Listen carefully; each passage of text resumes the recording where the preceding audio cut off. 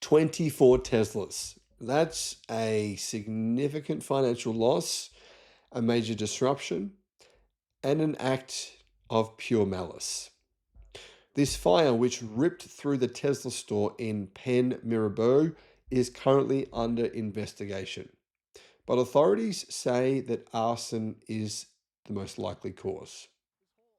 Imagine the scene: brand new vehicles parked, waiting for delivery to customers, suddenly engulfed in flames. We're talking many of them, 24. This fire was huge. This isn't just about property damage, it's about sending a very clear message. But what message and from whom? Hello, my friends. Welcome to the channel. I'm Sam Evans. You're watching the Electric Viking, and this is very, very disappointing to see this. What makes this particularly chilling, though, is that this isn't the first time a Tesla facility in France has been targeted by arsonists. Earlier this year, a similar incident occurred at a Tesla store in Toulouse where about a dozen vehicles were intentionally set fire. That fire was confirmed to be arson, happening amid a period of anti-Tesla protests. Two major fires at two different Tesla stores in the same country, both suspected of or confirmed to be intentional acts. This is more than a coincidence. It's a very clear pattern. Unfortunately, this pattern is being repeated across the world. This chilling trend isn't confined to France. We've seen a disturbing number of suspicious fires targeting electric vehicles and often Teslas across Europe. In Norway, in late 2024, several incidents involving Tesla vehicles catching fire under unusual circumstances were investigated, with many believing that these were deliberate acts of vandalism. And you know what? We're almost certain they were. YouTube's new algorithm means that you're often not getting all of our videos in your feed. There's 7,500. I'm pretty sure you're probably not seeing a lot of them. In the description, there is a link to our newsletter. Click on that and you can get an update every day of all the latest news in the electric car industry. In Germany in early 2025, there were reports of suspected arson attacks on many luxury electric vehicles, including Teslas, at a dealership in Berlin. The timing and nature suggested a deliberate attack on EVs. We've also seen isolated incidents in other countries like Sweden, where vehicles, including Teslas, were deliberately set on fire in parking lots, often linked to broader social unrest or, anti-EV sentiment. Sometimes they specifically have just targeted electric cars in general. These aren't random acts of vandalism. The scale, the specific targeting of Tesla stores or fleets suggests a more organized or at least ideologically driven agenda. I mean, it's even happened in the United States as well.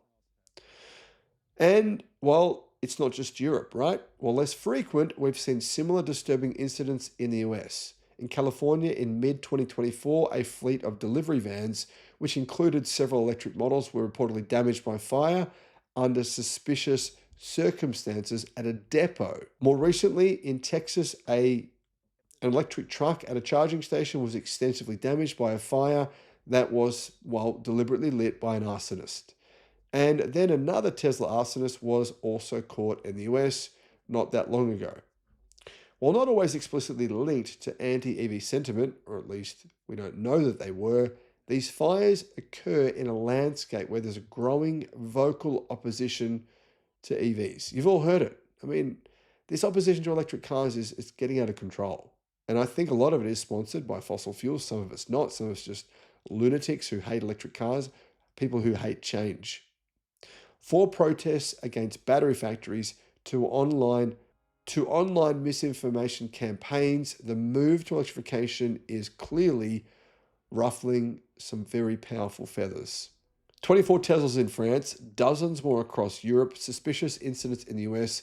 This isn't just about cars burning, it's about a war of ideas, a fight for the future of transportation.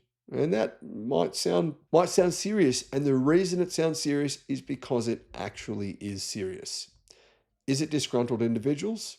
Organized protest groups, like what we saw in Tesla's factory in Germany? Or something more sinister, aimed at destabilizing the EV market and hindering the transition to sustainable energy. The investigations continue. The one thing is abundantly clear.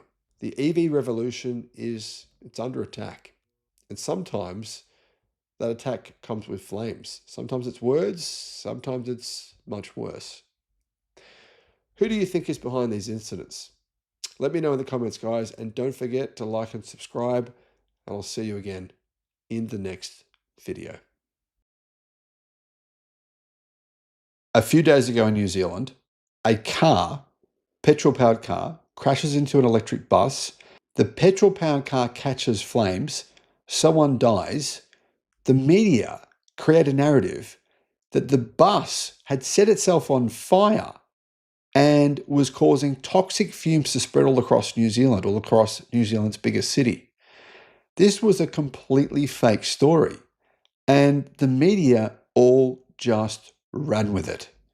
By the time the actual truth came out, well, the damage was done. Lately, there's been a tremendous amount of propaganda against electric cars, and one of the events, in fact, two of the events I should say, were in New Zealand. A bus caught fire, and the media, YouTube channels, the general media said, it was an electric bus catching fire. This shows the danger of electric vehicles. They are so dangerous, you shouldn't be using them. Fire and Emergency New Zealand were called to the scene here in Auckland's Parnell on Tamaki Drive just after 9 p.m. when an electric bus and a car collided. Then there was another story a few days later showing a massive fire in a car park, which many of the commenters blamed on EVs, even though it was clearly from the exhaust of a pickup truck. Hello, my friends. Welcome to the channel. I'm Sam Evans. You're watching the Electric Viking. A story on the 23rd of October said one person was confirmed dead after an electric bus fire in Auckland, in New Zealand. So, a so-called lithium-ion battery expert said that chain reactions and toxic fumes are the reason a key Auckland route remained closed hours after a fatal electric bus blaze. Clearly, this so-called lithium-ion battery expert was lying, because the batteries never caught fire. Never. So this was from the New Zealand Herald.co.nz, that dickhead M guy who has a ridiculous YouTube channel that is fighting against reality. He was obviously did video on it as well. There's numerous people doing videos. Fire and Emergency say this week's fatal Auckland electric bus blaze began in a petrol car and spread to the bus. The company which makes the bus's batteries says they were undamaged in the fire. Councillor calls out anti-EV propaganda after fatal bus fire. This was a news report